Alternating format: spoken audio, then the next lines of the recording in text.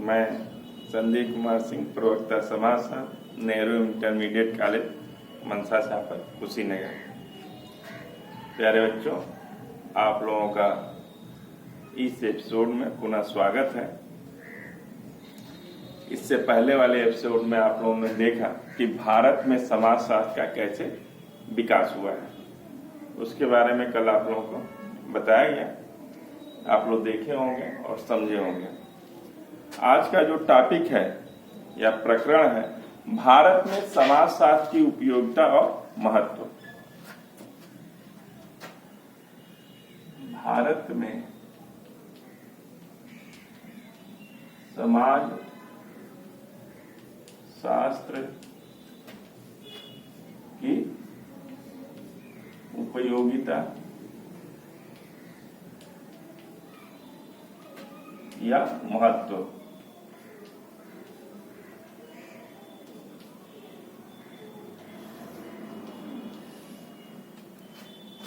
किसी भी विषय की अपनी उपयोगिता है या महत्व है। जैसे आप ज्योग्राफी पढ़ रहे हैं, भूगोल पढ़ रहे हैं, तो आपके आसपास का वातावरण या पठार, समतल मैदान किस तरह से मानव को प्रभावित कर रहा है या वह मानव किस तरह से उससे प्रभावित हो रहा है, इसके बारे में हम अध्ययन करते हैं। या अर्थशास्त्र है तो मानव का किस तरह से आर्थिक जीवन प्रभावित हो रहा है, उसके बारे में अध्ययन किया जाता है। जीव विज्ञान है तो उसमें जूलॉजी, बॉटनी का अपना अलग अलग महत्व है। जीव जंतु के बारे में अध्ययन करना जूलॉजी के अंतर्गत, और वनस्पति के बारे में, और किस तरह से उपयोगी है हमारे जीवन के लिए।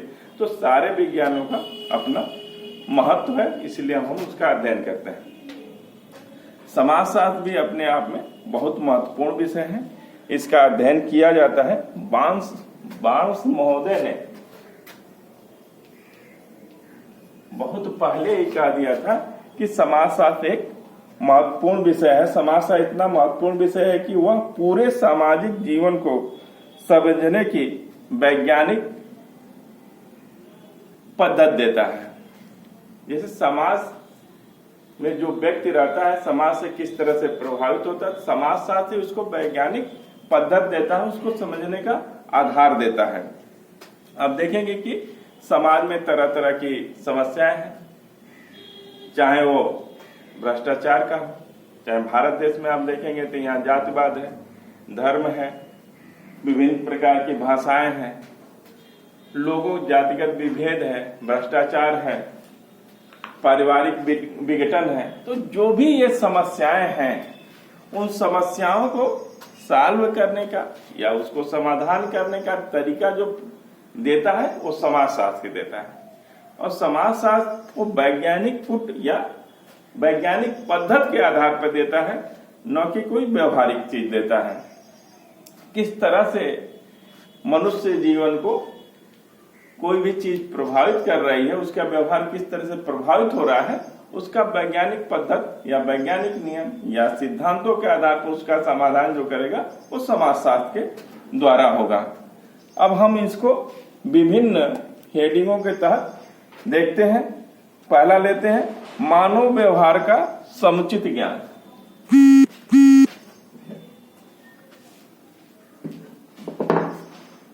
पहला टॉपिक ले मानव व्यवहार का समुचित ज्ञान।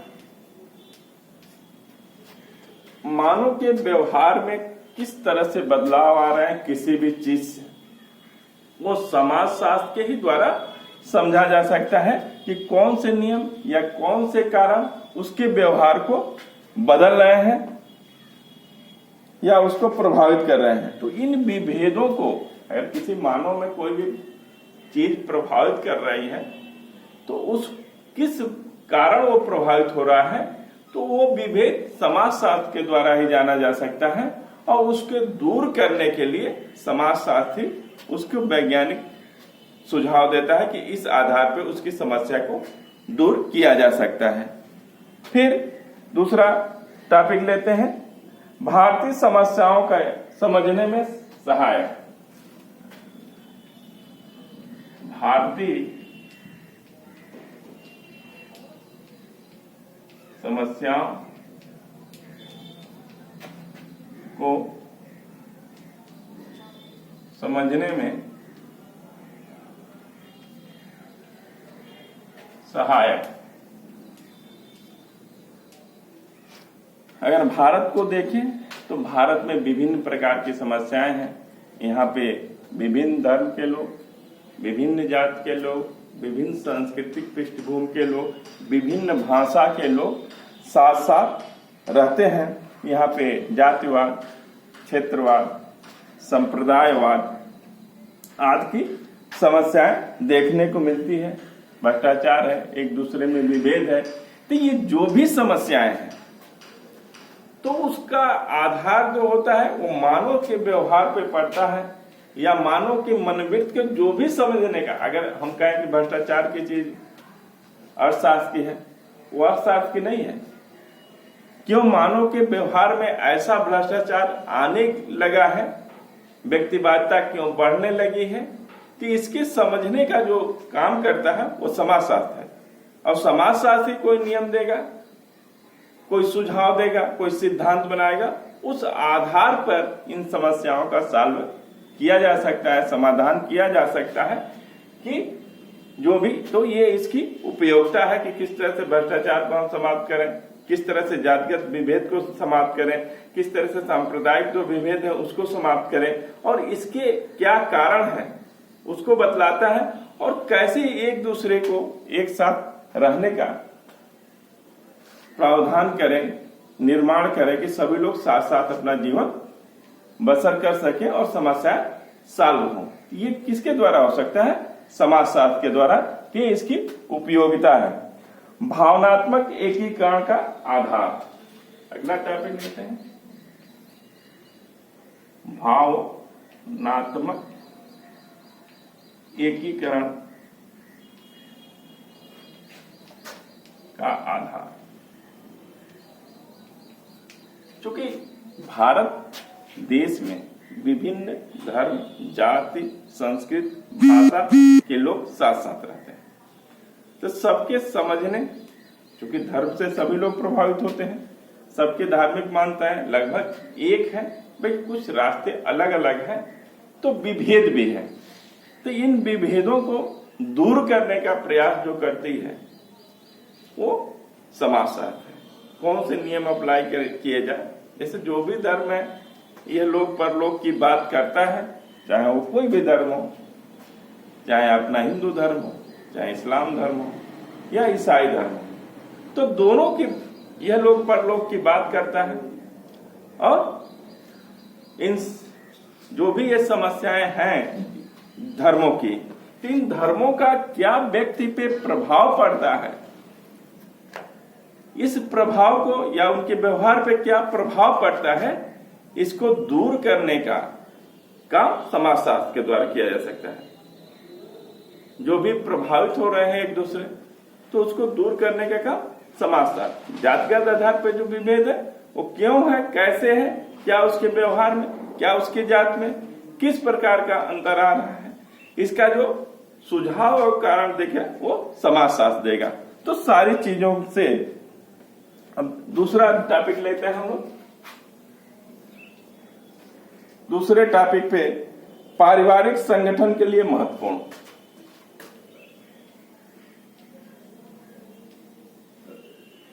पारिवारिक संगठन के लिए महत्वपूर्ण। पारिवारिक संगठन के लिए महत्वपूर्ण। देखिए, परिवार, चूंकि आप जैसे आप देखिए आदिवासी जीवन से फिर चरवाहा जीवन, फिर देखेंगे कि औद्योगिक जीवन के बाद आधुनिक के बाद उत्तर आधुनिक, ये सारी अवस्थाएं दिखलाई दे रही हैं। तो पहले लोग साथ साथ रहते थे, साथ रहने लगे तभी कल्चर डेवलप हुआ। बाकी जैसे जैसे और बढ़ता जा रहा है, जैसे जैसे ज्ञान की वृद्धि होती जा रही है, वैसे वैसे लोगों की आवश्यकताएं बढ़ती जा रही है, वैसे वैसे ही व्यक्तिवादिता बढ़ती है। वैसे ही पारिवारिक, आप देखेंगे पारिवारिक संगठन, परिवार में विच्छेद, पहले संयुक्त परिवार, विस्तारित परिवार पाए जाते थे, अब एकाकी परिवार में कन्वर्ट होते जा रहे हैं। तो सबकी अपनी समस्याएं हैं। तो किस तरह से परिवार का विघटन हो रहा है, इसका अध्ययन समाजशास्त्र करेगा और समाजशास्त्री उस नियमों को बनाएगा कि क्यों ऐसा हो रहा है, इसमें क्या सुधार किया जाए कि उनका व्यवहार इस तरह का ना, क्योंकि आज का जो समाज है वो व्यक्तिवादी समाज है, वो केवल अपने बारे में सोचता है। यहां तक आप देख लें विवाह विच्छेद, पहले तो परिवार आप देखेंगे संयुक्त परिवार तो 20, 25, 50 लोग एक साथ रह रहे हैं। संयुक्त परिवार से जैसे एकाकी परिवार में कन्वर्ट हो गए लोग, तो पति पत्नी और उनके बच्चे रह रहे हैं। अब और कॉन्सेप्ट विघटित होते जा रहा है कि दो पति पत्नी साथ रह रहे हैं, उनके बच्चे हैं, अब वो भी टूट रहे हैं, तलाक हो रहा है। तो एकल फैमिली मतलब पिता के साथ जो बच्चे रहते हैं या माता के साथ बच्चे रहते हैं। तो इस तरह से जो चीजें आ रही हैं, तो उसके व्यवहार में क्या, लड़कों के व्यवहार पे क्या प्रभाव पड़ रहा है और लड़कियों के जो गार्जियन उनके व्यवहार पे क्या इसका प्रभाव पड़ रहा है, इसका अध्ययन कौन, समाजशास्त्र करता है। और इसका विघटन जो हो रहा है, इसका दुष्परिणाम कौन करेगा, दुष्परिणाम का अध्ययन कौन करेगा, समाजशास्त्र। और इस दुष्परिणाम के अध्ययन करके इस समस्या को सॉल्व करने का, समाधान करने का जो काम करता है वो समाजशास्त्री करता है। तो पारिवारिक संगठन के लिए भी महत्वपूर्ण है कि समाजशास्त्र का अध्ययन किया जाए। अगला टॉपिक लेते हैं, 5वां, समाज कल्याण के लिए आवश्यक।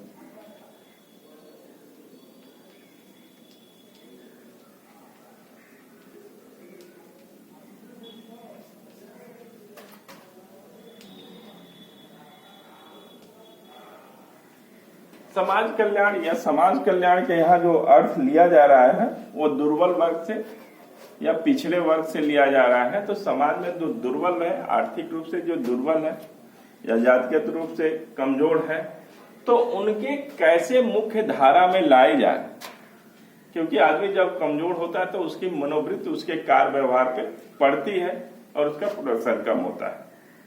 तो इसको दूर करने का प्रयास भी समाजशास्त्री करता है कि किस तरह समस्याओं को दूर किया जाए, किस तरह के दुर्बल वर्ग या जो आर्थिक रूप से कमजोर है, जातिगत आधार पर कमजोर है, तो उसका उसके मनोव्यवहार पे क्या प्रभाव पड़ रहा है और समाज के लिए कितना उपयोगी अनुपयोगी हो पा रहा है। तो उसका भी अध्ययन समाजशास्त्र करता है और अपने अध्ययन के द्वारा नियमों या सिद्धांतों का निर्माण करता है और उसकी जो समस्याएं हैं उसको दूर करने के लिए वैज्ञानिक पद्धति देता है और उस आधार पे उसका निर्माण होता है। आप देखेंगे जो भी आर्थिक जो भी कार्यक्रम बनते हैं, योजनाएं बन रही हैं, हर 10 साल पे जो योजनाएं बनती हैं सरकार बनाती है, तो इकोनॉमिस्ट होते हैं, अर्थशास्त्री होते हैं, बाकी वहां भी समाजशास्त्री होते हैं कि जो भी योजना बन रही है, ये जो रूलिंग पार्टी है, जो भी पंचवर्षीय योजनाएं हैं, अब देखते हैं हर 5 वर्ष के लिए सरकार चुनी जाती है। उस 5 वर्षों में सरकार के लिए एक लॉन्ग टर्म का व्यू रख के कि समाज का किस तरह से पुनर्निर्माण हो, किस तरह से आगे बढ़ाया जाए, उसके लिए पंचवर्षीय योजना बनती है कि कितना अर्थ कहाँ पे लगाया जाए, कि उस अर्थ का कहाँ तक प्रोग्रेस हो। ये अर्थशास्त्री करते हैं, ये वो आते हैं अध्ययन करते हैं। बाकी साथ ही साथ समाजशास्त्री को रखा जाता है, क्योंकि जो भी कार्य होता है वो मानव कल्याण के लिए होता है, समाज के कल्याण के लिए होता है। तो जो कार्य जिस रूप में जिस परिणत के लिए लगाए जा रहे हैं, तो उसका मानव पे क्या प्रभाव पड़ रहा है, समाज पे क्या प्रभाव पड़ रहा है, ये समाजशास्त्री बताते हैं। तो समाजशास्त्र की सारे पंचवर्षीय योजनाओं में चाहे कोई भी चीज बनेगी, चाहे स्वास्थ्य से संबंधित, चाहे अर्थ से संबंधित या पुनर्निर्माण से संबंधित, पुनर्वास से संबंधित जो भी कार्य होता है, तो उसमें समाजशास्त्री की पूछ होती है, क्योंकि फिर वहीं जाना है कि समाज का कैसे कल्याण हो, व्यक्ति का कैसे कल्याण हो। तो समाज के कल्याण के बारे में समाजशास्त्री सोचते हैं, सबका अपना अपना सोचते हैं। ऐसा नहीं है कोई विषय किसी के पीछे के अर्थशास्त्र भी वही सोचेगा, चाहे पॉलिटी वाला भी वही सोचता है, गणितज्ञ भी वही सोचता है, जाना अल्टीमेट वही है। बाकी वैज्ञानिक जो मानव व्यवहार का अध्ययन करता है वो समाजशास्त्री करता है। तो समाजशास्त्र भी यहाँ पे भी उपयोगिता है, समाज कल्याण के लिए भी इसकी उपयोगिता सिद्ध होती है। फिर ग्रामीण पुनर्निर्माण का अगला टॉपिक लेते हैं। ग्रामीण पुनर्निर्माण का आधार। चूंकि भारत गांव का देश है और भारत का विकास गांव से ही होकर पहुंचता है, तो गांव का भी विकास अगर करना है तो उसमें भी सहयोग समाजशास्त्रियों का लिया जाता है। गांव का जो अध्ययन करते हैं समाजशास्त्री, गांव में जाते हैं, लोगों का अध्ययन करते हैं, उस आधार पे लोगों के सुझाव देते। जैसे गांव में आप देखेंगे कि जातिवाद है, अंधविश्वास है, रूढ़ियां हैं, अशिक्षा है, तो लोगों का कैसा नजरिया है ये समाजशास्त्री जाकर वहां देखते हैं, और कौन से कार्यक्रम लाए जाए, कौन से उद्योग लगाए जाए, क्या वहां पे कमी है, किस तरह से उनकी मनोवृत्ति चेंज हो। यहाँ भी उपयोगिता के ग्रामीण निर्माण में पुनर्निर्माण का भी आधार समाजशास्त्रियों के द्वारा ही किया जाता है। तो चूंकि गांव में जो भी समस्याएं हैं वो समाजशास्त्री हैं, अगर वो अंधविश्वासी हैं, रूढ़िगत है, अशिक्षित है, स्वास्थ्य की समस्याएं हैं उनकी, तो किस तरह से उनके व्यवहार को प्रभावित कर रहे हैं, इन सारे चीजों का अध्ययन समाजशास्त्र के द्वारा किया जाता है। और इसकी दूर भी समाजशास्त्रीय नियमों और सिद्धांतों के आधार पर किया जाता है। तो ग्रामीण पुनर्निर्माण में भी समाजशास्त्र की उपयोगिता और महत्व है। सामाजिक, फिर अगला टॉपिक लेते हैं सामाजिक नियोजन में उपयोगिता। सामाजिक नियोजन में उपयोगिता।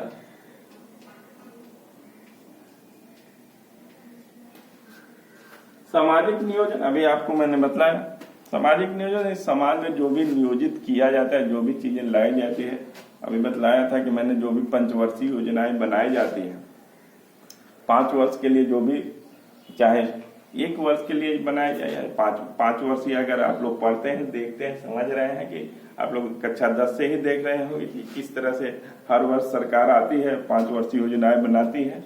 तो इस योजनाओं में कहाँ कहाँ पे कितना इन्वेस्ट किया जाए और उन इन्वेस्ट का कितना प्रॉफिट हो रहा है, या प्रॉफिट उसके मानव व्यवहार पे क्या असर डाल रहा है, इसका भी अध्ययन समाजशास्त्र के ही द्वारा किया जाता है। और नियोजन में भी समाजशास्त्र का महत्वपूर्ण उपयोगिता है, जिसके आधार पे समाजशास्त्रियों की वहां पे पूछ होती है, वो आते हैं, समझाते हैं कि क्या मानव व्यवहार पर उसका असर पड़ेगा और किस तरह से इसको किया जाए। तो यहाँ भी समाजशास्त्र का महत्वपूर्ण उपयोग है। नगरीय नियोजन में भी इसकी उपयोगिता है। नगरीय नियोजन,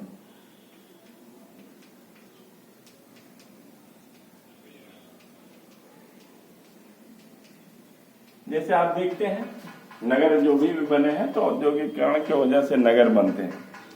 जो मेन कारण है कि उद्योग, बड़े बड़े उद्योग लगाए जाते हैं। उद्योग के अलावा बहुत बड़ी संख्या में लोग एकत्रित होते हैं, वहाँ कार्य करते हैं, धीरे धीरे धीरे धीरे सारी चीजें डेवलप होती है। तो वहां पे देखेंगे झुग्गी झोपड़ियां भी बहुत बन जाती हैं, विभिन्न प्रकार स्वास्थ्य समस्याएं भी बहुत पैदा हो। अब बॉम्बे देखेंगे, बॉम्बे में भी एशिया का सबसे बड़ा वहां झुग्गी झोपड़ी है। तो शहर का विकास होता है, अनियोजित क्रम से हो गया, पूरी वे में, प्लान्ड वे में नहीं हुआ, तो लोगों की समस्याएं बढ़ती हैं। कहीं भ्रष्टाचार है, अशिक्षा है, अनिद्रा है, स्वास्थ्य संबंधी सारी समस्याएं वहां पे डेवलप होती है। तो उसको भी दूर करने का प्रयास समाजशास्त्रियों के द्वारा सुझाए गए नियमों के आधार पर किया जाता है कि किस तरह से इस समस्या का समाधान किया जाए। तो ये सारे के सारे आप देख रहे हैं कि इसकी उपयोगिता समाजशास्त्र की कैसे है समाज में, ये सारे उपयोगिता है। इसकी हर जगह पे आपने देखा मानव व्यवहार पे, भारतीय समस्याओं के समझने में भी, फिर भावनात्मक एकीकरण में, पारिवारिक में, ग्रामीण में, नगरी में, इन सारी समस्याओं को सुलझाने का प्रयास करता है। इनके नियमों को अप्लाई भी किया जाता है और दूर करने का प्रयास भी किया जाता है। तो आज के क्लास यहीं तक, धन्यवाद।